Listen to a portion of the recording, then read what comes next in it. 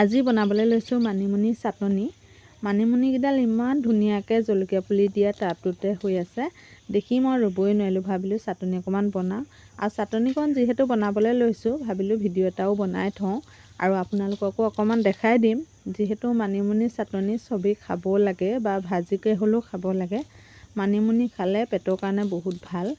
আৰু আগতেও মই এটা ভিডিঅ' দিছোঁ বাৰু মানিমুনি চাটনি বনোৱা।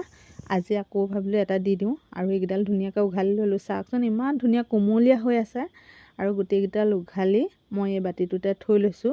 এইবোৰ অলপ অলপ শিপাবোৰ আছে, সেইবোৰ ভালদৰে গুচাই ল'ব লাগিব। আৰু এইটো টাবতো দুডালমান ওলাইছিলে, সেইকেইডালো উঘালি ল'লোঁ।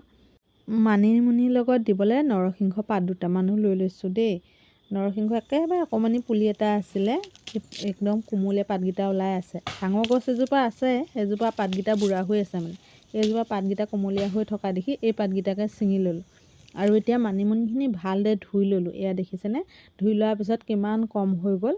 এতিয়া মই ইয়াতে লৈছোঁ বুট 10-20টামান হ'ব আৰু লগতে জলকীয়া 4-5টামান, নহৰু 3 ফুটামান, আদা অকণমান মিহি মিহিকৈ কাটি লৈছোঁ। কাটি লৈ এটা হাতে মোবাইলটো ধৰিছোঁ আৰু আনখন হাতেৰে মই এতিয়া এয়া মিক্সাৰটোতে এইখিনি ভৰাই দিছোঁ। আগতে আমি যেতিয়া সৰু হৈ আছিলোঁ, মাহঁতে চাটনি বনাইছিলে, তেতিয়া পটাত পিচি চাটনি বনাইছিলে আৰু চাটনিকণ খাই ইমানেই ভাল লাগে। আৰু আজিকালিতো চাটনি বুলি ক'লে পটাত পিচাটো নহয়েই, মিক্সাৰতে দি দিয়া হয়। আৰু ইয়াতে মই অকণমান নিমখ জোখত দি লৈ সৰু চামুচ এখনে 3 চামুচ পানী দি দিলোঁ আৰু দি এতিয়া মিক্সাৰটো চলাই দিয়াৰ লগে লগে চাটনি ৰেডি হৈ যাব। আৰু এয়া চাওকচোন, মই মিক্সাৰটো চলোৱাকণ নেদেখালোঁ, কিন্তু মিক্সাৰ চলাই দিয়াৰ পাছত চাওকচোন ইমানেই অকণমান হৈ থাকিলে মানে মিক্সাৰটোত ঘূৰিবলৈ হ'লহে। আৰু এয়া ঢাকনখনত অকণমান লাগি আছে, গোটেইখিনি মই বাতি এটাত উলিয়াই লওঁ।